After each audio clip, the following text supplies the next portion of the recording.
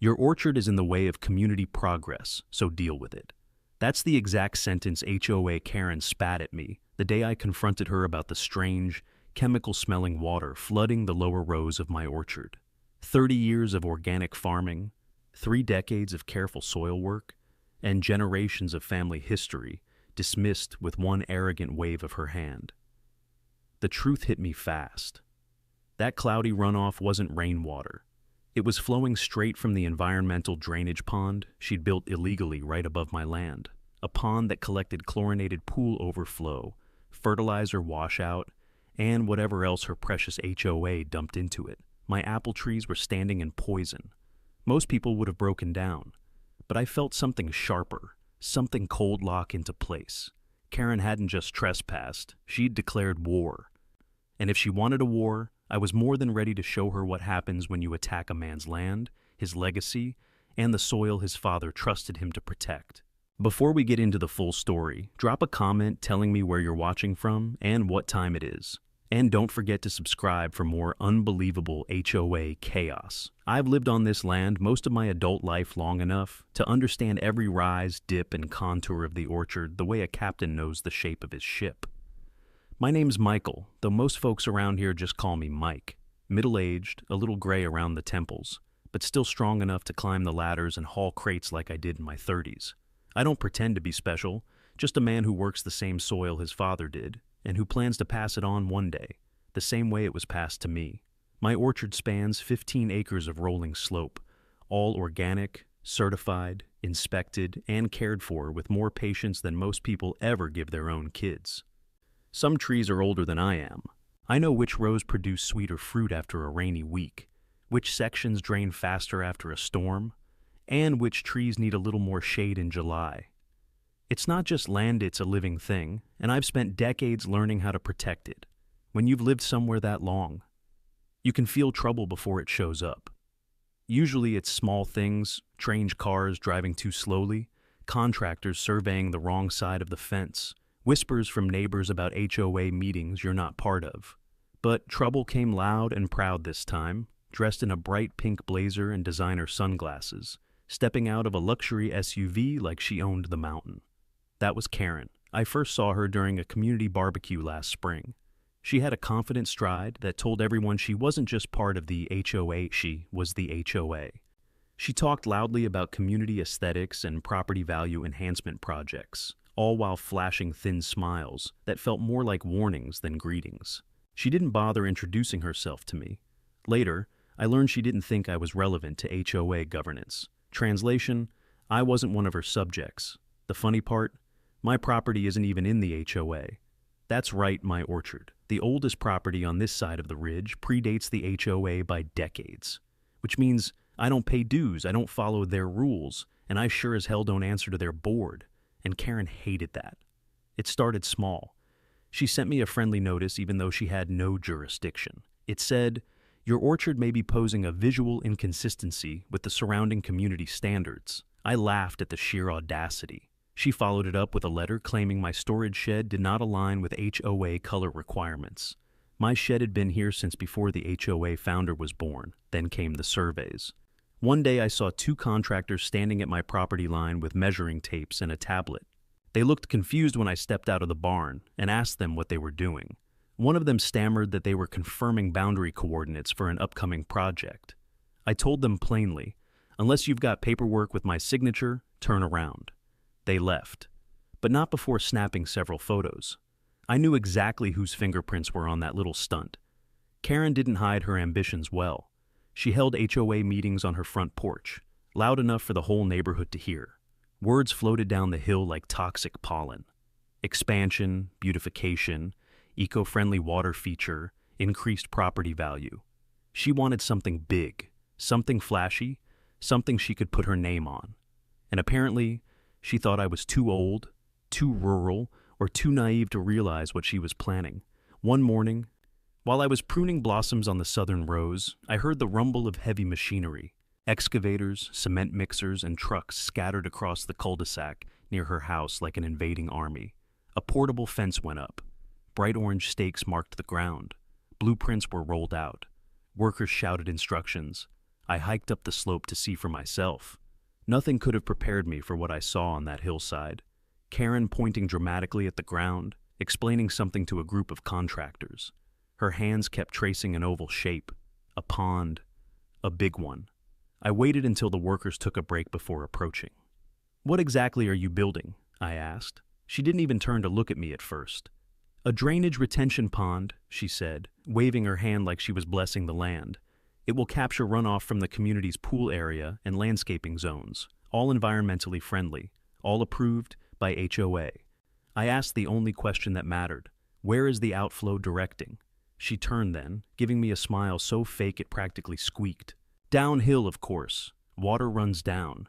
That's just nature. Nature my ass. Downhill meant directly onto my orchard, onto my soil, onto decades of hard work." I tried to stay calm. "Karen, this land is organic certified. Any chemical runoff, pool water, pesticides, anything could destroy my entire certification." She looked at me like I told her I was allergic to sunshine. "Mike, you have to understand, the community comes first. We're improving things for everyone." "For everyone?" I asked. "I'm not even in your HOA." She shrugged, dismissing me with a flick of her wrist. "Well, maybe you should be." As if joining her little fiefdom would magically make chemical runoff safe. I walked back home that day with a storm brewing inside me. Something was wrong, not just with her attitude, but with the way she talked about that pond. I didn't trust a word she said about environmentally friendly, so I started researching, reading permit applications, county code, HOA newsletters, anything I could find. And then I discovered the part she wasn't bragging about. The HOA pool had recently upgraded its cleaning system, more chemicals, higher chlorine output, larger filtration cycles. And where would all that excess water go? Straight into her shiny new pond. I knew then what Karen had been plotting all along. She wanted a showpiece project, something the HOA could plaster on brochures and brag about online, a natural water feature. But instead of building it safely, she chose the cheapest option, funneling every drop of treated water into a pond built directly above my orchard. She didn't just ignore the risk. She chose to ignore it. And that made her dangerous. The next few weeks were a tense waiting game. Construction trucks roared up and down the cul-de-sac. The ground shook as they dug the basin for the pond. I watched from the ridge like a man guarding the last line of defense. Every shovel of dirt they moved made my jaw tighten. Neighbors whispered their admiration. "Karen really knows how to make improvements. It's going to look amazing. She's such a visionary leader." They didn't see the danger. Or maybe they didn't want to. Karen strutted around like the queen of the mountain, giving instructions, posing for photos, boasting about her eco project.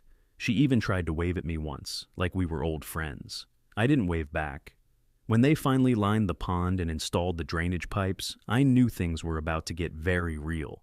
One pipe in particular pointed like a loaded gun straight toward my orchard. They buried it with soil, but I'd seen enough. The final straw? Karen walked to the edge of her property one afternoon and called down to me. "When this project is done," she shouted, "you'll finally understand how much this community is improving." I didn't respond. Fear mixed with anger, twisting deep in my gut. If she was right, I'd understand, but not the way she imagined. If that pond overflowed or drained the wrong way, every tree my father planted would be at risk. Every apple we harvested, every certification earned through years of sacrifice. And Karen didn't care. She didn't care about the land, the history, or the truth. She cared about applause, she cared about being admired, and she cared about winning, even if it meant destroying everything I'd built. I walked the rows of my orchard that evening, touching the bark of the trees like they were family. The sun set slowly behind the ridge, painting the sky orange. I made myself a promise right there. If Karen wanted to turn my orchard into collateral damage for her ego, I would make sure she paid for it. Not with anger, not with violence, but with truth.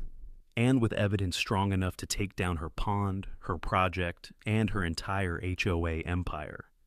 The first real sign that things were about to get worse came on a windy Tuesday morning. I was sipping coffee on my porch when I noticed a white HOA envelope sticking out of my mailbox like it was trying to escape.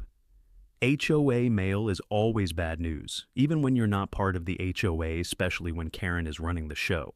I pulled it out. already knowing I wasn't going to like whatever was inside.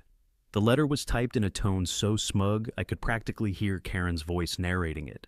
It read, "Notice of community concern. Your orchard may present visual obstruction and aesthetic inconsistencies. Immediate review is required." I laughed out loud. Aesthetic inconsistencies? My orchard was here before any of their pastel-colored mansions, before the overpriced landscaping, before the HOA was even a scribble on a legal form. But Karen didn't care about history. She cared about control. And I could tell she'd been waiting for an excuse, any excuse, to put pressure on me. I thought ignoring the letter would send a message that I wasn't buying into her nonsense. But just 2 days later, a second letter arrived, this one more aggressive. Failure to comply may result in a formal HOA action. Formal action? Against someone who wasn't even a member? Karen was so used to pushing people around that she didn't bother checking jurisdiction. She assumed she was queen of anything she could see from her porch. I considered walking up to her house right then and there just to set things straight. But something told me to wait. People like Karen always reveal their true intentions when they think they're winning. And sure enough, the real move came a week later. I was loading crates into the back of my truck when I heard voices near the southern fence, line low, clipped, professional-sounding voices. I crept through the trees until I saw 2 men wearing reflective vests carrying surveying equipment. They were walking the perimeter like they were checking measurements. Their tablet screens glowed with boundary lines. My boundary lines. Except their map wasn't quite right. They had extended their digital plot several feet into my property. I stepped out of the brush. "You boys lost?" I asked. The younger one jumped. The older one stiffened, straightening his back. "We're conducting a community infrastructure assessment," he said. I asked for paperwork. They said the HOA had authorized it. I told them the HOA had no authority on my land. The men exchanged uneasy glances, quietly packed up their equipment, and hightailed it out of there. But they'd already done what they came to do. Verified that the slope from Karen's drainage pond lined up perfectly with the downward path into my orchard. And if the contractors knew that, then Karen definitely knew it too. Later that afternoon, I stood on the upper ridge and watched Karen walking the hillside with her tablet tucked under her arm. Her oversized sunglasses practically covered half her face, but I knew that air of superiority. She was pointing at the freshly surveyed ground, talking excitedly to another HOA board member, Laura, the one who always trailed behind Karen like a loyal shadow. They nodded, gestured, laughed like 2 villains plotting a takeover. And that's when I realized Karen wasn't just building a water feature. She was laying the groundwork for a power grab, a big one. That drainage pond was step 1 of her community improvement master plan. I'd overheard neighbors saying she wanted to turn this whole side of the hill into a scenic walking trail, complete with benches, decorative lights, and signage that screamed HOA property. My orchard stood directly in the way of that plan, and she knew she couldn't touch my land legally, so she was trying to devalue it, undermine its safety, maybe even force it into condemnation. If she couldn't buy my land, she'd try to ruin it. A few days later, Karen decided to escalate in the pettiest way imaginable. I was repairing irrigation lines near the eastern rows when she strutted down the paved path with that clipboard she always carried, like the world's most aggressive hall monitor. She called out, "Mike, I need to speak to you about a violation." I didn't respond at first. I was trying to decide whether to laugh or tell her to walk back up the hill before she sprained her entitlement. But she kept talking. "Your orchard shed is not compliant with the approved color palette." I stood up slowly. "Approved by who?" She flashed her brightest fake smile. "The HOA, of course." "I'm not in your HOA." "Oh, but your property is visible to the community," she said, tapping her clipboard. And visual harmony is essential. It affects property values. So you're telling me my shed is ruining property values? Of houses that look like Instagram filters exploded on them?" Her smile twitched. A vein near her left temple pulsed.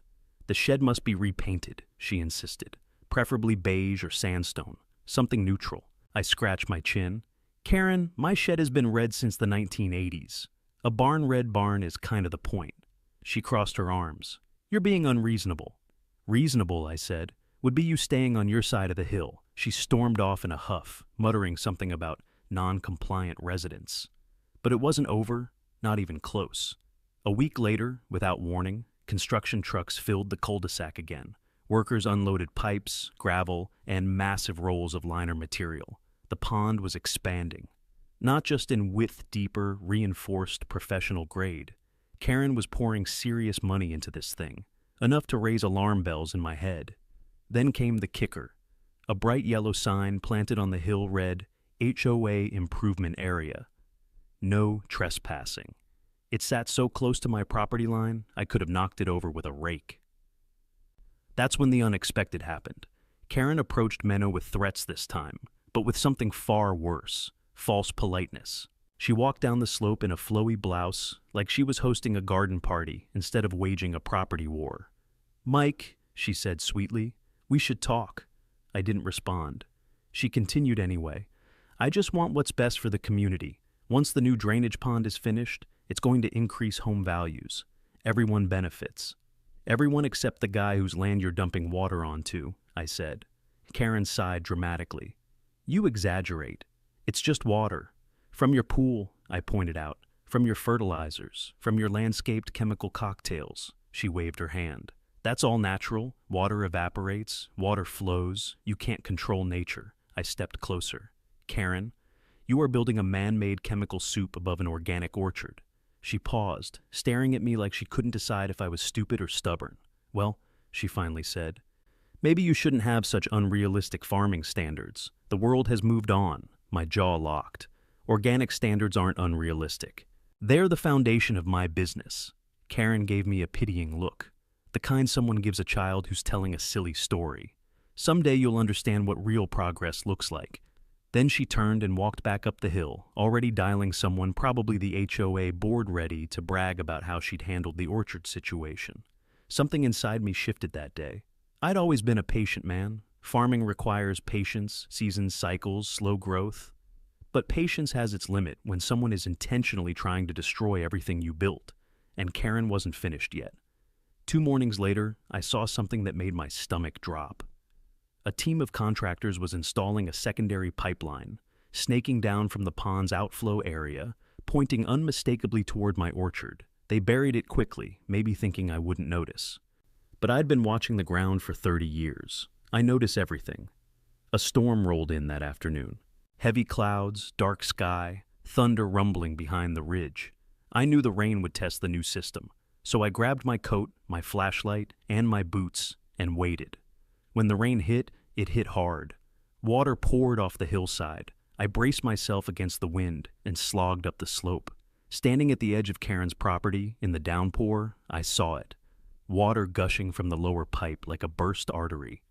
A waterfall of murky runoff surging directly toward the southern rows of my orchard. It wasn't an accident. It was deliberate. And from the look of the flow, it had been engineered that way. My orchard was in danger. My land was under attack. And Karen had no idea what kind of storm she had just unleashed. Rain has a way of telling the truth. You can hide a pipe, you can bury lines, you can disguise runoff with landscaping. But when the sky opens up, everything reveals itself. And on that stormy night, the truth came pouring down the hill like a confession. I stood there, soaked to the bone, listening to the roar of water blasting out of Karen's newly installed outflow pipe. It didn't just trickle. It didn't merely overflow. It surged in a violent stream, cutting through soil, dragging mulch, gravel, and whatever chemical mix the HOA used in their eco-maintenance program. The water fanned out across the southern rows of my orchard, forming shallow rivers between the trees. I splashed forward through the mud, crouching near the stream, and caught a handful of the runoff. It smelled sharp like chlorine mixed with synthetic fertilizers. My stomach tightened as the realization hit. This wasn't just rainwater. It carried chemicals from the HOA's pool, communal landscaping, and who knows what else. My orchard wasn't just getting wet, it was getting poisoned. Even in the fading light, I could see subtle changes in the leaves on the lower trees' edges curling slightly, some already yellowing in ways that didn't match the season. It only took a day or two for chemical damage to show up, and judging by the volume of water coming down the hill, the trees had been drinking it in faster than I could have imagined. I ran my fingers through the soil. The dirt felt slick, unnaturally smooth. Healthy organic soil has texture, crumbly, alive, breathing. This felt dead. suffocated. A flash of lightning illuminated the hillside, and in that split second of white light, I noticed movement at the top of the slope. Karen stood under her porch awning, arms crossed, a hood pulled over her head. She wasn't surprised. She wasn't alarmed. She was watching as runoff from her project washed into my orchard, watching as my land absorbed toxins, watching as everything my father and I had built fell under threat, and she said nothing. The next morning, I woke early and walked the orchard before sunrise. The rain had stopped, but the ground still squished under my boots. Patches of standing water mirrored the dawn sky. I moved from tree to tree, checking the lower rows. The damage wasn't dramatic yet, but it was undeniable. A few leaves had changed color overnight. Fruit that should have been firm felt softer to the touch. I felt anger rising like heat from the earth. Anger and something else, fear. Not for myself, but for the orchard. For the trees that depended on me to keep them safe. For the legacy my father left behind. Chemical contamination is like wildfire. Once it starts, it spreads fast. I needed proof. Solid proof. So I gathered water samples in sterile jars, carefully marking each one with the exact location and time. I took photos close-ups of leaves, patches of odd discoloration in the soil, and the muddy stream that carved its way from the hillside. I even mapped it out using GPS tracking on my phone, marking the flow path. Around mid-morning, I heard a vehicle pulling up. I turned to see Karen walking toward the fence line with that familiar, "I'm here to supervise" posture. She had an umbrella, even though the rain had stopped hours ago. Of course she did. Karen never came outside unless she had the chance to look superior. "Morning, Mike," she said, voice bright and fake. "Quite a storm last night." I didn't answer at first. I just looked at her, waiting to see if she'd even pretend to care about the obvious water damage. She glanced around casually, like she was touring a museum exhibit she didn't understand. "You know, water runoff is perfectly natural after heavy rain," she said. "I hope you're not planning to blame the HOA for bad weather." I stepped closer. "You installed a pipe, Karen. A pipe that channels pool water and landscaping chemicals straight into my orchard." She laughed, actually laughed. "Oh, Mike, don't be dramatic. The HOA uses eco-friendly treatments." "Karen," I said, forcing calm into my voice. "Chlorine isn't eco-friendly." She shrugged. "It evaporates. Science." "No," I said firmly. "It drains into soil. My soil." Her expression hardened. "Well, maybe if your orchard wasn't right in the drainage path, we wouldn't have this problem. Your drainage path wasn't here before you built the pond." I shot back. She lifted her chin. "The HOA board approved our design. Everything is up to code."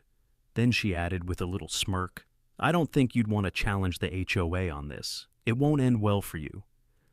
There it was. A threat thinly veiled, but unmistakable. I took a step closer. "I've been on this land longer than your HOA has existed. You may bully your board members and neighbors, but you're not bullying me." Her face twitched, a sign I'd hit a nerve. "Mike," she said, voice tight, "all I want is for our community to improve. If a little runoff touches your orchard touches," I interrupted, "it's drowning." She rolled her eyes. "You're overreacting. Honestly, you farmers get emotional over everything." For a brief moment, I genuinely thought I might lose my temper. But I didn't. Losing my temper wouldn't help my orchard. It wouldn't stop the contamination, and it wouldn't win the battle I knew was coming. So, instead, I said, "I've collected samples. I'll get them tested." Karen blinked, the first sign of real concern crossing her face. "Tested? Tested for what? For chlorine levels? For chemical residues? For proof?"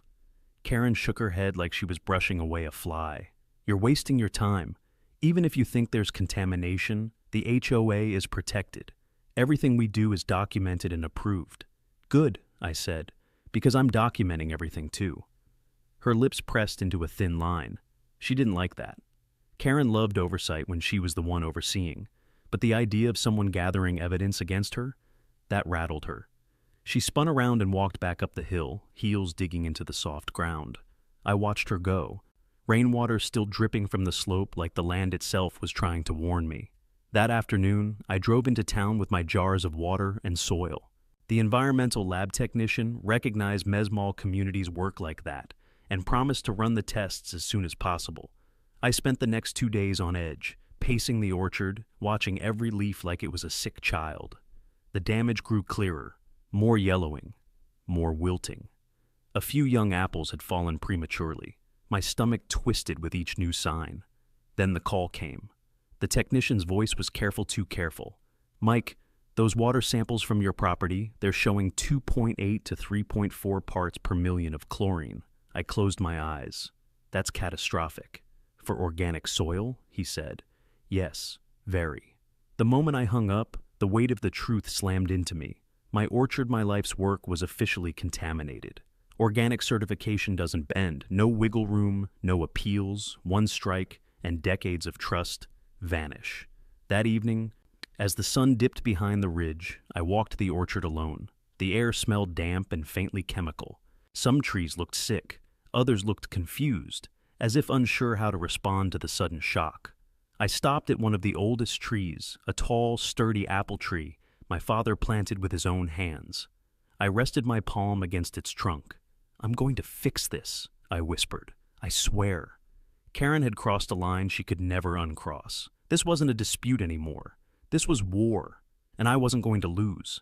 When I finally decided to confront Karen directly, I didn't plan it as some dramatic showdown. I told myself it would be calm, rational, straightforward.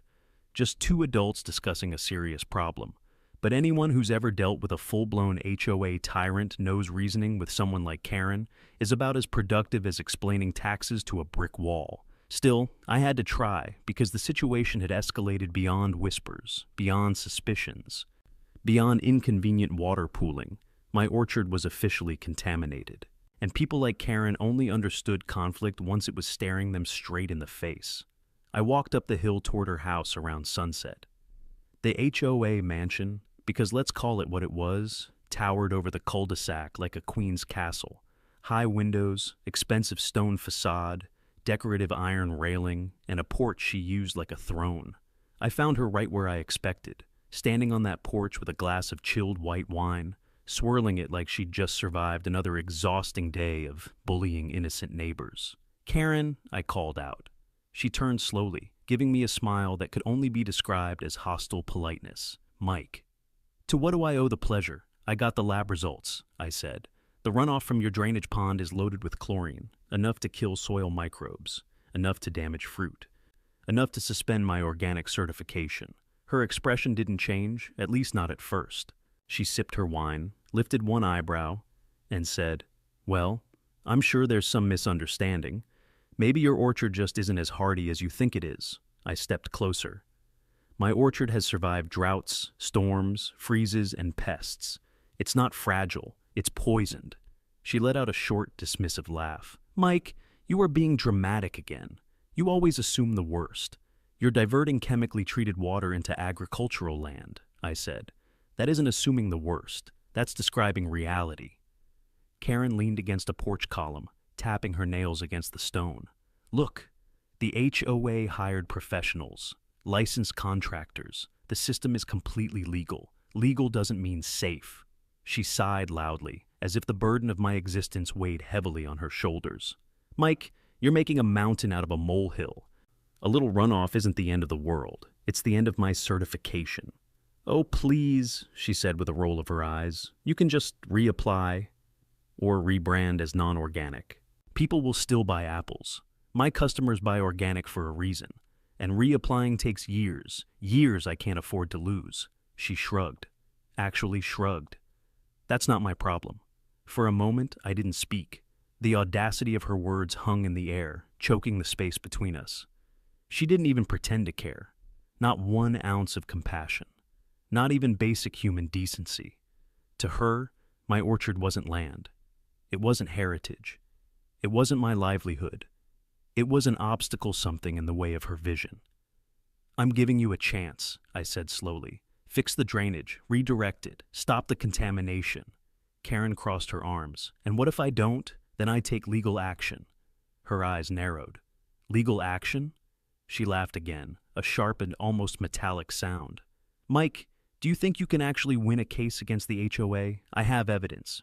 "And the HOA has lawyers," she snapped. "Real ones, expensive ones. You think your little orchard can go up against a full homeowners association?" If that's what it takes, I said. Yes. Something flickered in her eyes. Then fear, or maybe rage, or maybe both. She set her wineglass down hard enough that the stem nearly snapped. You don't get it, do you? The community supports this project. Everyone wants the pond. Everyone agrees with me. What they want, I said, and what's legal are two different things. She stepped closer until we were only a few feet apart. You think you can scare me with your jars of water, your little tests? Newsflash, Mike the county approved our plans. The county approved incomplete plans, I said. They weren't told about the outflow pipe. They weren't told your pond would channel chemicals downhill. Karen's jaw tightened. She hadn't expected me to know that. She had no idea I'd spent the last week reviewing every public record, every building permit, every engineering diagram. You are playing a dangerous game, she whispered. No, I corrected. You are. I'm just cleaning up the mess. We stood in silence for a moment, the tension buzzing like power lines. I could see her calculating, trying to decide whether intimidation or charm was the better tactic. Eventually, she chose intimidation. Mike, she said, voice low and cold, consider this your last warning. If you take another step to interfere with this project, the HOA will file a cease and desist. We will pursue damages, and I will personally ensure you pay every penny. I almost laughed. Damages? For what? Protecting my own property? She smiled. Not kindly, not warmly, but cruelly, for defamation, for harassment, for obstruction, for whatever I want. When you have influence, you'd be amazed at what you can classify as a violation. You're threatening to weaponize the HOA. I'm promising it, she corrected. At that moment, something inside me hardened. Not anger, not fear, but resolve. You can break a fence. You can tear up a road. You can flood land. But once you break a man's resolve, you lose. Karen didn't know it yet, but she'd just lost. I'll see you in court, I said simply. Then I turned and walked away. But Karen wasn't finished. The next morning, I found a fresh stack of HOA envelopes in my mailbox. Violations, warnings, demands, everything from unauthorized farming structures to visual obstruction to community paths.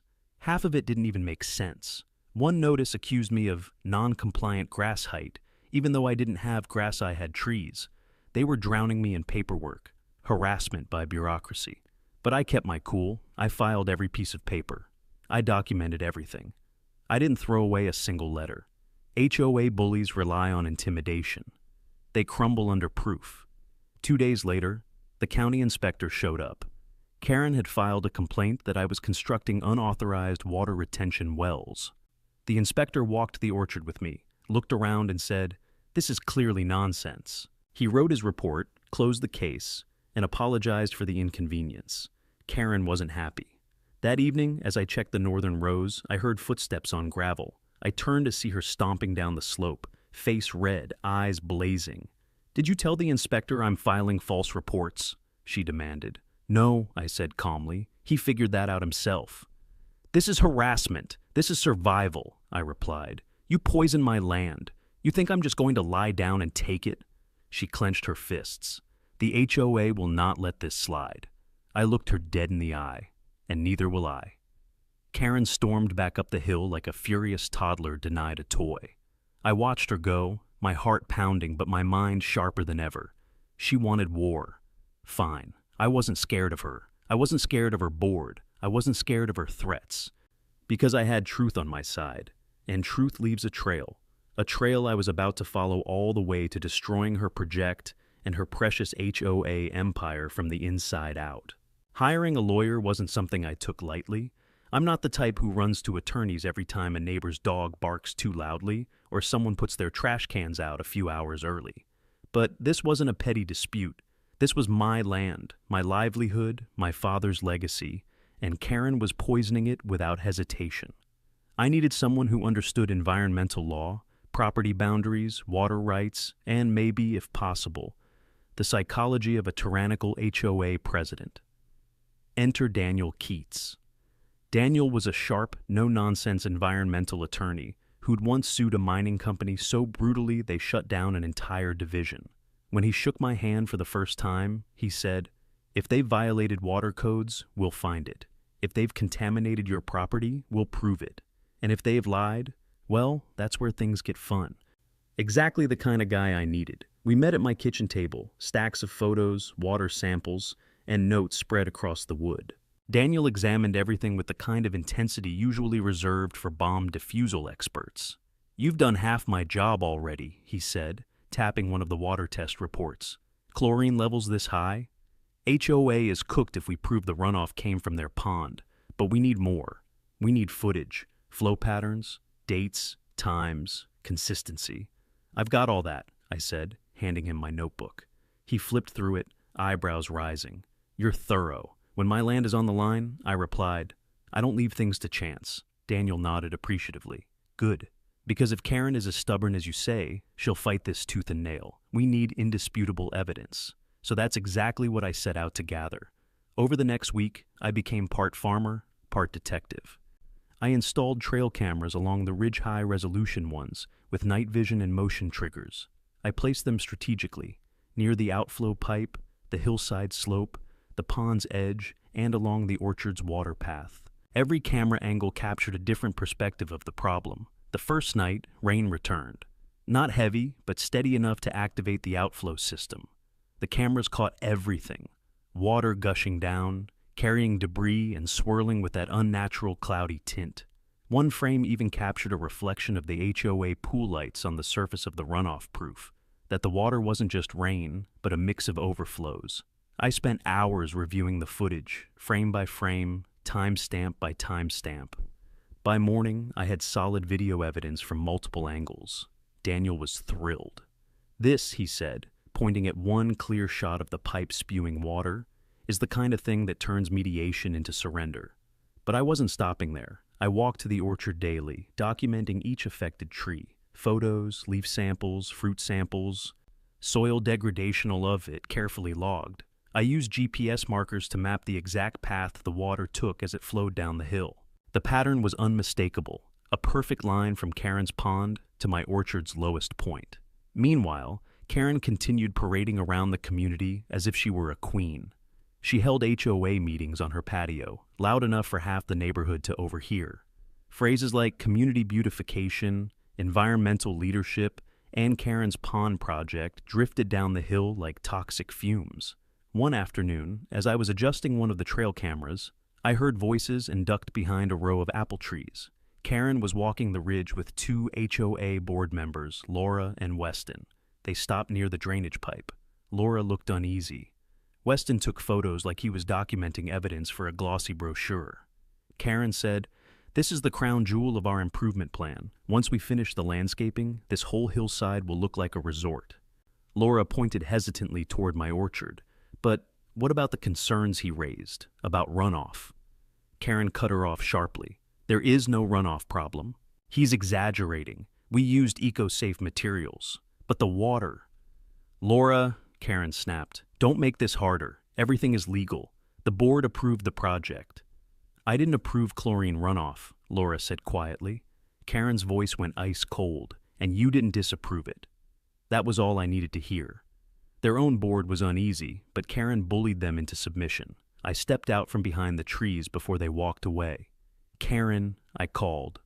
All three froze. Karen turned slowly, her face twisting into an annoyed smile. "Yes?" she asked sweetly. "I'd love to get a copy of that board approval," I said, keeping my tone calm. "The one that covers your drainage system." Her jaw tightened. "Why would you need that?" "For my records, you're not entitled to HOA documents," she said. "I'm entitled to any document that pertains to where your water goes." Laura looked between us, visibly uncomfortable. Weston suddenly found the ground fascinating. Karen said, "The HOA doesn't respond to intimidation." I smiled. "That's fine. My lawyer will ask instead." Karen's eyes narrowed. "Lawyer?" "Environmental attorney," I corrected. "Very good at finding hidden clauses and lies." For the first time, Karen's confidence faltered. Just a flicker. But I saw it. She huffed and turned away. "This conversation is over." But while Karen walked off, Laura lingered a moment, glancing at me with something that looked like guilt. She whispered, barely audible, "Be careful. Be careful." When HOA board members start whispering warnings, you know something rotten is happening. Later that evening, I received an anonymous text. "Check the HOA project budget. Something doesn't add up. There was no name, no number, just that message, and I knew exactly who it came from. Daniel and I dug into the records. What we found was explosive. The HOA had submitted one set of plans to the county plans, showing a safe, sealed drainage system with no chemical exposure. But the contractors had built something completely different. Cheaper, faster, hazardous. The HOA saved tens of thousands. And Karen bragged about sticking to budget. But here's the twist. Emails revealed that the original safe design required rerouting the drainage away from my property. Karen rejected it, saying it was too expensive and would delay the aesthetic timeline. She didn't just ignore the risk. She chose the dangerous option. She knowingly funneled chemicals into my orchard because it saved money and made her project look successful. Daniel looked at me across my kitchen table, tapping the printed emails with a pen. This, he said, is negligence. This is liability. And if we present it right, this is the HOA's worst nightmare. I sat back, letting the weight of the truth settle over me like dust. Karen had gone from clueless tyrant to willful saboteur. She didn't just fail to prevent damage, she caused it, on purpose. And that changed everything. 2 days later, I installed large signs along the ridge. Signs that read, "Orchard contaminated by HOA drainage. Evidence being documented for legal action." I made sure the signs faced the walking path Karen used for her community tours. I mounted the trail cameras more visibly. Let her see them. Let her sweat. Because from now on, every step she took, every decision she made, every lie she told would be documented. She played this game thinking she was untouchable. But I had truth, video, data, and an environmental lawyer with a spine of steel. Karen wouldn't be winning anymore. The war had officially turned. The morning of the HOA's Grand Community Improvement Tour came faster than I expected. Karen had spent the entire week hyping it up, like she was launching a luxury resort. Invitations had been sent out to local real estate agents, architects from the city, interior design bloggers, and a handful of homeowners who were gullible enough to believe the HOA was about to unveil the next big thing.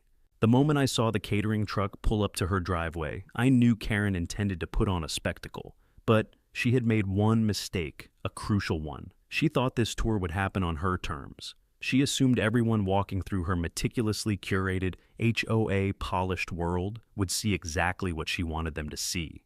That's where she underestimated me. At sunrise, I walked the lower rows of the orchard, checking the trees one last time before the show. The effects of the contamination were clearer than ever. Leaves had browned in irregular patterns, some fruit had dropped early, soil patches looked bleached. To anyone who knew a thing about farming, it would be obvious that something unnatural was happening here. Perfect. Because today, plenty of people would see it. I positioned the signs more strategically, angled just right so they'd catch the eye from Karen's pond terrace and the upper trail. The bold letters stood out like warning flares. Organic orchard damaged by unlawful HOA runoff. Documentation in progress. The trail cameras blinked red whenever they detected motion, each tiny flash a reminder that truth doesn't hide. And finally, I set up a cluster of equipments, hovels, buckets, markers, right in the middle of the most visibly harmed section of the orchard. Not staged, just honest work. But well-timed. As guests began arriving uphill, I could hear the cheerful chatter drifting down the slope. Laughter, small talk. Compliments about the scenery. The kind of surface-level excitement that happens before reality hits. Karen's voice stood out above the rest, dripping with pride. "This way, right this way. Welcome to our showcase of modern HOA environmental design." I almost snorted. Environmental design? Yeah. If you counted ecological destruction as a design goal, I positioned myself where the orchard dipped low enough to offer a perfect upward view. Sure enough, as guests stepped onto the pond terrace, several immediately noticed the signs down the slope. One woman squinted, shading her eyes. A man beside her muttered something and leaned closer to read. Karen followed their gaze, and her smile froze, then faltered, then reappeared far too quickly. "Oh, that," she said loudly, "is simply a neighbor stirring up trouble. Not important." She tried to usher them away, but the human brain is funny tell people not to look, and they stare harder. I began trimming a sick tree, making the movement slow, deliberate, visible. Another guest pointed toward me. "Is that the orchard Karen mentioned?" he asked. "The organic one?" Karen stiffened. It's not relevant to the tour, she said. Let's move along. But curiosity is contagious, especially among people who pride themselves on being informed. Soon more guests leaned over the railing, whispering, speculating. One finally asked what everyone else was thinking. Why does it say contaminated down there? Karen exhaled sharply. Miscommunication, she insisted. Just a dramatic farmer making a fuss. I'd had enough. I walked toward the slope where they could see me clearly. It's not miscommunication, I said loudly enough to carry uphill. Your HOA runoff killed my soil. The whole terrace fell silent. Karen spun around, eyes blazing. Mike, she hissed, this is a private event. And your drainage pond isn't, I replied. It's public enough to poison my land. A man wearing a crisp button-down shirt stepped closer to the railing. Excuse me, he called out. Is the chlorine contamination real? Before Karen could speak, I held up one of the test reports. Independent lab results, I said. 3.2 parts per million chlorine runoff. Enough to destroy organic certification. Another woman gasped. Certification? You're organic? I nodded. Was. 30 years. The correct gone in weeks. Karen's face went red. This is slander, she snapped. Absolute slander. He's exaggerating. The pond is eco-friendly. One of the architects jerked his head toward the pond. Eco-friendly? That liner is commercial grade, but I see no filtration system. None at all. And that outflow pipe, was it inspected? Karen sputtered. Of course it was. By professionals. Which firm? He asked. She froze. Her mouth opened, but the name didn't come out. Several guests exchanged glances. Nothing turns a crowd faster than the smell of dishonesty. Then came the moment that shifted everything. A young woman in hiking boots, holding a notepad and camera, spoke up. I'm with Northwest Design Journal, she said calmly. We cover sustainable architecture. Would you mind if I take a closer look? Karen practically screamed, no, but her refusal was too abrupt, too desperate. The guests sensed it. And now they wanted answers. A few of them asked if they could walk down the path to see the orchard up close. I didn't stop them. I simply stepped aside and let them pass. Karen tried to block them, placing herself in front of the trail, but one of the more assertive men brushed past her. If there's an environmental concern, he said, we have a right to see it. You have no right, Karen shouted. This path is private HOA property. Funny, I said quietly, that didn't stop your runoff from entering my land. And that was it. The dam broke figuratively. Guests hurried down the slope, careful but curious. They gasped as they examined the trees, touched the soil, and studied the waterlogged patches. One man knelt beside a puddle, sniffed it, then recoiled. That's chlorine, he said. Strong, too. Another woman photographed the yellowed leaves. The journalist took dozens of pictures, asking thoughtful questions, documenting everything. Karen rushed downhill, waving her arms like a frantic traffic conductor. Stop taking pictures! Delete those photos! This is trespassing! But nobody listened. Her desperation only made her look guilty. When she tried to grab the journalist's camera, the woman stepped back sharply. Ma'am, she said firmly, touch me again and you'll be the headline. Up on the terrace, more guests leaned over the railing, murmuring. One whispered, this is bad. Another said, this could be a lawsuit. Someone else added, the HOA approved this? Karen spun toward me with a glare so sharp it could slice through glass. You're sabotaging my event. I didn't sabotage anything, I said. You did. Months ago, the board members arrived late to the disaster. Laura looked horrified when she saw the water damage. Weston looked like he wanted to melt into the hillside. Guests surrounded them with questions. Why was the pond draining onto private land? Had they known about contamination risks? Why wasn't there proper filtration? Why was Karen stopping people from documenting the issue? Laura tried to explain, but the words came out faltering, too vague to reassure anyone. Then the architect from earlier stepped forward with finality. He pointed at the outflow pipe and said, this is a major design oversight, possibly negligent. That statement alone was enough to tilt the room well, hillside against Karen. Guests who had arrived eager to praise her vision now looked disgusted, disappointed, even angry. One couple walked straight back to their car. Another group followed, muttering about misleading advertising and false environmental claims. Karen's entire event collapsed before her eyes. By the next morning, it wasn't just local gossip. Photos had circulated online. The design journal posted a short teaser article hinting at environmental neglect by an HOA project. A regional architecture blog shared pictures from the terrace view, with my signs in clear focus. Comments poured in. People wanted answers. Karen tried doing damage control on the HOA community page, claiming baseless accusations and coordinated attacks from disgruntled non-members.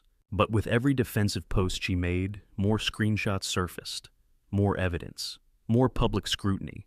Her empire built on intimidation and aesthetic delusions was cracking. And for the first time since this nightmare began, I felt momentum shift. Not in anger, not in revenge, but in justice. Karen had pushed me, bullied me, poisoned my orchard, and mocked my livelihood. But the truth had finally found an audience bigger than her HOA board, and truth had a way of echoing uphill. By the time the dust from Karen's botched tour settled, something in her had cracked. She'd always strutted around with the confidence of a queen who believed every subject adored her. But after the disaster on the hillside, after the photos, the whispers, the architect calling her project negligent, she looked different, less collected, less invincible, almost shaken. But shaken didn't mean defeated. People like Karen don't admit defeat. They double down. The very next morning, I woke to the sound of trucks grinding their way up the road again. Not media trucks this time, construction trucks. I looked up the ridge through my kitchen window and saw crews unloading mounds of dirt near the drainage pipe. A bulldozer, 2 cement mixers, and at least a dozen workers were already spreading out across the slope like an army preparing for siege. Karen was there too, pacing the hillside with a clipboard clutched in white-knuckled hands. She barked orders, pointed at the soil, waved her arms like she was directing a military offensive. She didn't even look toward my orchard. That told me everything. She wasn't trying to fix anything. She was trying to cover it up. I walked up the slope to see exactly what she was planning. As I approached, a contractor spread out some orange cones and held up a hand. "Sorry, sir," he said. "HOA project zone, no access." I ignored him and kept walking. Karen spun around, her face flushing the moment she saw me. "You can't be here, Mike," she snapped. "This is an active construction site." "I know," I said calmly. "That's why I'm here. What are you building this time? Another eco-friendly chemical slip and slide aimed at my orchard?" Her nostrils flared. "We're improving the hillside drainage, as is our right. The runoff you complained about was weather-related. We're reinforcing the berms to contain natural water flow." I looked at the mountain of dirt, the trenches, the new pipeline coils stacked beside them. "You're trying to bury the evidence." She stiffened. "Excuse me?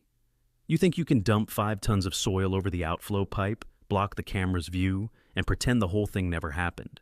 "It did never happen," she said. "It was fabricated to humiliate me." One of the contractors paused mid-shovel, glancing between us with raised eyebrows. I stepped closer. "Karen, your pond overflow contaminated my orchard. I have water tests, GPS flow paths, soil analysis, and video footage. I don't care," she suddenly screamed. The construction crew froze. Birds scattered from the nearby trees. Even the bulldozer engine seemed to hesitate. Karen's voice dropped to a trembling growl. "I don't care what you claim. I don't care what you think you saw. I don't care what you filmed. The HOA will protect me. We have lawyers, we have resources, and we will bury you in paperwork until you give up." "You already buried my land," I said quietly, "but I'm not going anywhere." She stared at me for a long second, something flickering in her eyes, rage, panic, or maybe the first flicker of fear that the world wasn't bending the way she wanted. Karen turned back to the workers, yelling, "Cover every exposed section. Add more soil. I want that slope reinforced before the end of the day." I walked back down the hill, but as I reached the orchard, I heard a sound rushing water, and not from the main outflow pipe. A thin stream was cutting down a new path on the far end of the slope. Karen's reinforcement had backfired. All the extra soil they were tossing around had redirected the water, not stopped it. The runoff was now carving a deeper, faster route straight toward another section of my orchard, one that hadn't been damaged yet. I shouted up the hill, "You're making it worse. Stop the machines." But Karen yelled back, "Mind your own property." I grabbed a shovel from beside the barn and raced toward the water's path. I tried digging a quick trench to divert the flow away from the roots, but the volume was too strong. Muddy water ripped through the fresh trench, spraying my boots, splashing my pants, soaking the soil. My breath caught in my throat. This wasn't runoff. This was a flood. A full 30 minutes passed before the construction crew realized what they'd done. One of the workers shouted, "Kill the equipment! It's breaking through!" The bulldozer stopped. The cement mixers went quiet. Men scrambled across the slope, trying desperately to pile rocks against the new runoff path. But the soil was too wet, too loose, too unstable. The water carved deeper, wider, faster. At one point, the hillside trembled. A chunk of the newly added dirt slid down in a shallow landslide, tearing through a fence panel and scattering across the orchard's edge. One worker jumped aside just in time. Karen covered her mouth, eyes wide. "You caused this," I said to her across the distance. She shouted something, but the wind drowned it out. And maybe that was for the best. That night, after the water finally slowed, I inspected the damage with a flashlight. Dozens of trees had soaked in water that shouldn't have touched them.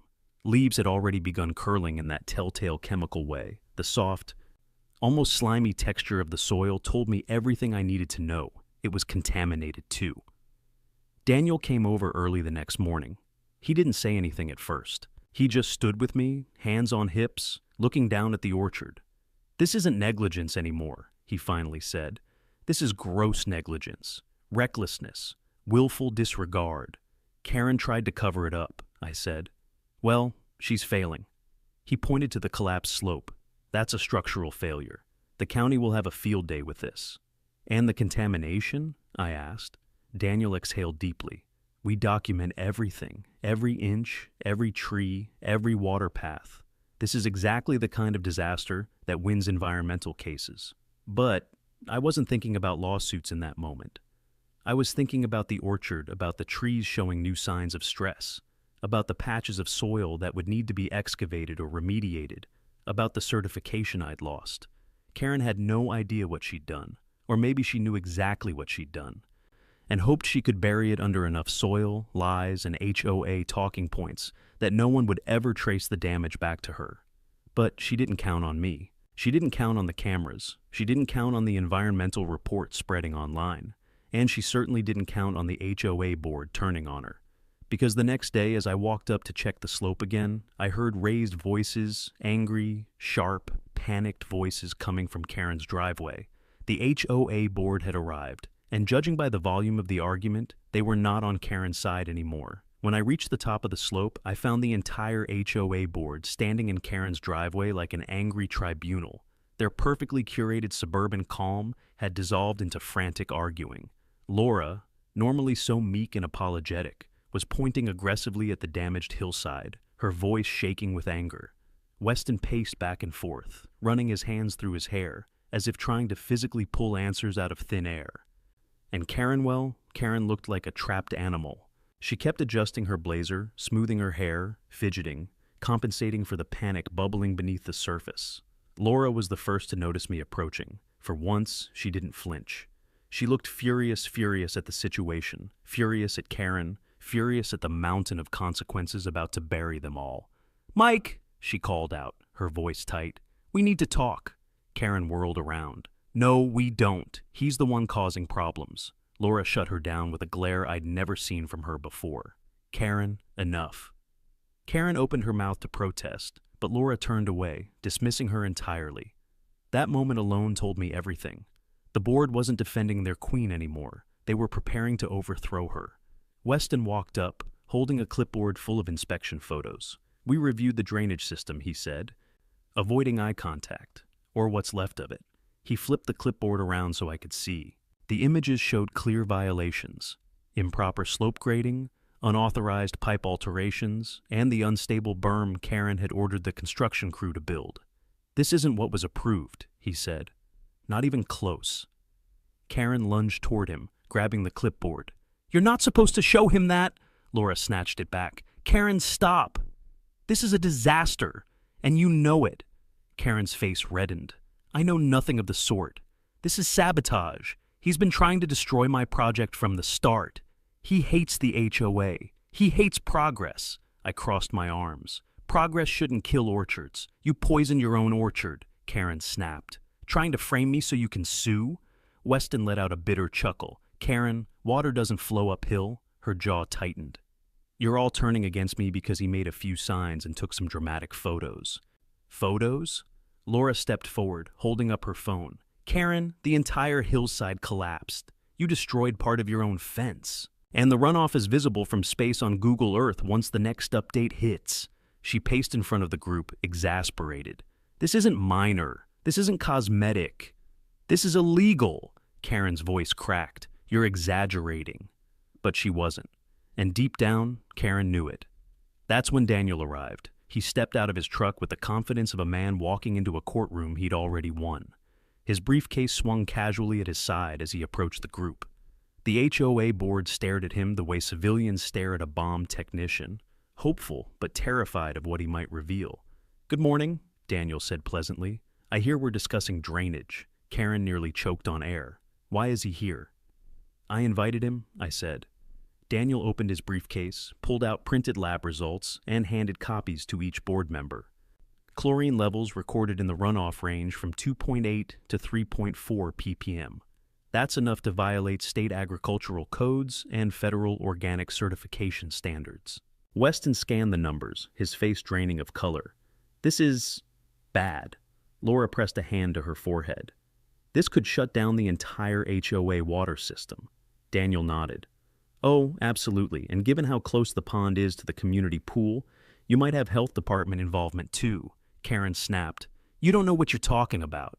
Daniel smiled politely. I specialize in this, actually, but please continue, she sputtered, spinning toward the board. Why are you all letting him take over? He's manipulating you. But the board wasn't listening to her anymore. They were circling the drain figuratively, unlike Karen's pond, which circled my orchard literally. I noticed Laura scrolling through her phone, her lips tightening into a thin line. Karen, she said quietly, did you reject the original contractor proposal to reroute the drainage system? Karen froze. What? It says here, Laura held up her phone, that the initial design was environmentally compliant. But there are notes indicating someone signed KJ refused the reroute due to cost and delays to aesthetic goals. Karen's face went pale. That must be fake. It's from your HOA email, Weston said. It's your signature. Karen stepped back, trembling. No, I didn't. That's not... You don't understand. The board members exchanged glances that said they had finally recognized the truth. Karen had gambled with their money, their liability, their reputations. And now she was drowning. Daniel placed another stack of papers on the hood of Karen's SUV. We have all the evidence we need to file a lawsuit for damages, remediation costs, and recertification expenses. He paused, letting the weight of his words sink in. But the county and state agencies will likely file their own investigations as well. Karen shook her head violently. No, no, no. You can't. This is my project. I did everything right, Laura's voice cracked. You lied to us, Weston added. You lied to everyone. Karen's eyes darted around, searching for an ally. There were none. I did this for the community, she screamed. You did this for yourself, I said quietly. Something inside her snapped. I could see it the moment she realized nothing she said could undo the truth, and like a cornered animal, she lashed out. She pointed at me and shrieked, You tricked them! You ruined everything! You destroyed my pond! Before I could respond, Daniel stepped forward. No, Karen. You destroyed your own project by ignoring basic environmental safety standards. Karen turned wild-eyed toward the board. You're going to let him talk to me like that? Laura sighed deeply. Karen, we're voting this afternoon on your removal as HOA president. The world seemed to stall. The wind stopped. Even the birds went silent. Karen's face became a mask of horror. You can't remove me. I am the HOA. Weston shook his head. Not anymore. Karen staggered backward, gripping the railing of her porch as if holding on to the last piece of her collapsing empire. You can't do this, she whispered, barely audible. I gave everything to this community. You cost us everything, Laura replied. Karen opened her mouth to speak again, but the words never came. She turned away from us, shoulders shaking, not with tears, but with a rage so overpowering she couldn't express it. Daniel gathered his papers. We'll send over the official complaint and settlement proposal before mediation. Karen spun around hysterically. There will be no mediation. Daniel raised an eyebrow. Then there will be a trial. She froze. She knew that was the one thing she couldn't survive. Not legally, not socially, not financially. Later that afternoon, the HOA board held an emergency meeting. They didn't even bother hiding the result. The whole neighborhood heard the yelling, the vote count, and Karen's final, defeated scream of outrage. She was removed. And the HOA, desperate to survive the fallout, agreed to mediation immediately. For the first time since this nightmare began, the scales tipped fully in my favor. Karen had built her drainage pond to elevate herself, to polish her reputation, boost her status, and cement her role as the all-powerful queen of the HOA. But in the end, she didn't just dig a pond. She dug her own grave. Mediation day arrived on a cold January morning, the kind where the air feels sharp enough to cut through your coat. I woke before sunrise, not because I was nervous, although maybe a part of me was, but because 30 years of farming had hardwired my body to greet the day before the sun did. I walked the orchard with a flashlight, checking the trees out of habit. Even the damaged rows looked peaceful under the early light, as if they were waiting for justice just as patiently as I was. Daniel met me in the driveway, his breath forming little clouds in the cold air. He had a calmness about him, the kind of confidence you only see in someone who knows exactly how the next 8 hours will go. "Ready?" he asked. "As I'll ever be." We drove to the mediation center, a building that tried too hard to look friendly with pastel-painted walls and motivational posters. Inside, the conference room was already half full. The HOA board members sat together, stiff and pale, like students waiting outside a principal's office. When Karen walked in, the room temperature seemed to drop a few more degrees. She looked nothing like the polished HOA queen she used to be. Her hair was pulled back messily, her eyes ringed with exhaustion, and her bright blazer had been swapped for a dull gray coat. She clutched a stack of papers as if they were a shield. Our eyes met. There was no smugness left, no triumph. Just resentment and fear woven together into a single expression. Her lawyer, a younger man with slicked-back hair and an expensive suit, guided her to a seat across from me. He gave me a polite nod. Karen refused to look my way. The mediator entered, a woman with reading glasses perched on the tip of her nose, and the kind of presence that made everyone sit up straighter. She introduced herself, explained the rules, and then asked each side to give an opening statement. Daniel went first. He laid everything out with the precision of a surgeon. Timeline, evidence, impact. He showed photos of my orchard before and after contamination. He displayed the lab results. He projected drone footage showing the runoff carving through the hillside. Then he presented the internal HOA emails, the smoking gun. The ones with Karen's initials. The ones that proved she'd rejected the safe drainage design to save money and meet her aesthetic timeline. He didn't raise his voice. He didn't dramatize. He simply revealed the truth piece by piece, letting the facts crush the room under their own weight. When he finished, the mediator nodded. "Thank you." "HOA, your statement," Karen's lawyer cleared his throat. "We acknowledge there were construction issues and unforeseen slope failures, but my client Daniel slid another document forward. This email is dated 2 months before the construction even began. The issues were foreseen." The lawyer froze. Laura leaned forward, rubbing her forehead as if she had a headache that started last month and never left. "We didn't know," she whispered. "She told us the reroute was unnecessary."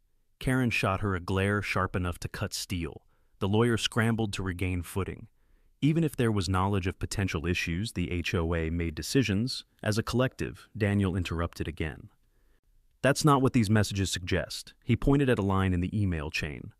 "Board doesn't need full details. We move forward now." Signed, KJ. The room went silent. The lawyer looked betrayed. Karen looked cornered. The board members looked like they regretted every meeting they ever attended with her. The mediator turned to Karen. "Do you want to respond to this?" Karen opened her mouth, closed it, opened it again. Her throat bobbed. Her voice came out hoarse and small. I was trying to do something good for the community," she said. "The project was meant to improve property values." Her lawyer placed a hand on her arm. She shook him off. "I didn't think the runoff would actually hurt anything," she continued. "It's just water. It's not like I intended to destroy his orchard. It was chemically treated water," I said quietly. "You knew that." Karen's jaw tightened. You were being difficult every step of the way. You refused to cooperate with the HOA, and you mocked my leadership. And you kept acting like your orchard mattered more than the entire community. It mattered more than your ego, Daniel said. Karen slammed her hands on the table. You don't understand what it's like to manage a whole neighborhood. The pressure, the expectations. Everyone always wants something, and I was the one who had to deliver. No one asked you to build a pond, Laura said sharply. Karen stared at her. I wanted people to see what I could do, to finally appreciate me. The confession hung in the air, brittle and heavy. The mediator waited a long moment before speaking. Let's discuss compensation. Daniel slid another folder across the table. We're asking for $380,000. That includes crop losses, soil remediation, recertification costs, legal fees, and environmental restoration. Karen's lawyer sputtered. This is excessive. Here are the breakdowns, Daniel said. All documented. The mediator reviewed the packet silently.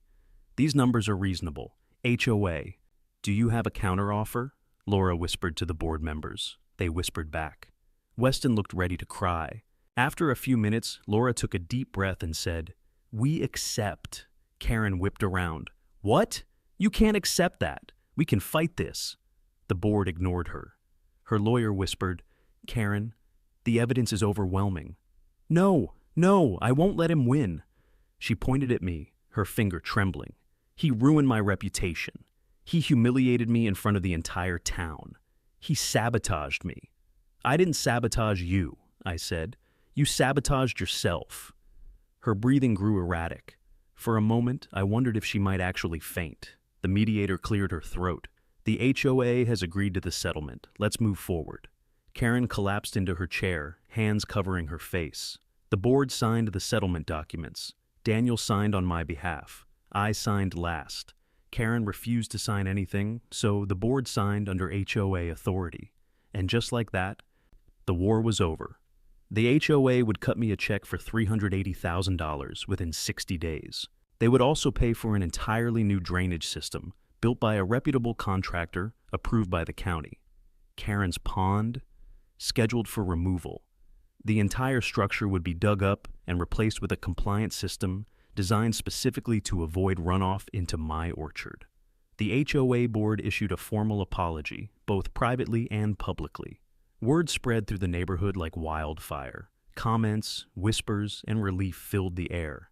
People seemed grateful someone had finally stood up to Karen. As for Karen, she disappeared from the community for a while. No more porch meetings, no more barking orders, no more nightly patrols pretending to enforce imaginary rules. She kept her curtains closed, her lights dim, and her head down. Weeks passed. One afternoon, as I was pruning a newly planted row of saplings, future generations of the orchard, I saw her at the ridge, standing quietly, staring at the work crews dismantling her pond. She didn't say anything, and I didn't either. Some battles don't need a final argument. The consequences speak loud enough. When the orchard began showing signs of recovery, when certification officials approved my remediation plan, when the soil tests slowly shifted back toward healthy levels, I felt something I hadn't felt in months: hope. It would take time to rebuild, but I wasn't alone. The community actually started supporting me. People brought organic mulch, compost, and volunteers to help plant new saplings. Even Laura stopped by with a handwritten note apologizing for everything. Karen never apologized, but I didn't need her to, because the truth had already beaten her. And my orchard? It would rise again stronger, healthier, and protected by the very justice she tried so hard to avoid. If there's one thing this entire ordeal taught me, it's that protecting what you love requires courage. Not the loud kind, not the flashy kind, but the quiet, stubborn kind that gets up every day and refuses to bow to injustice.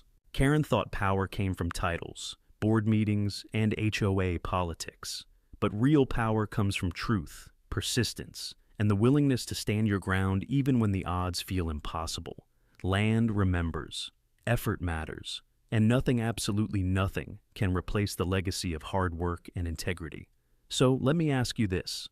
Have you ever faced someone who tried to control you or push you around? Drop your story in the comments. I read all of them.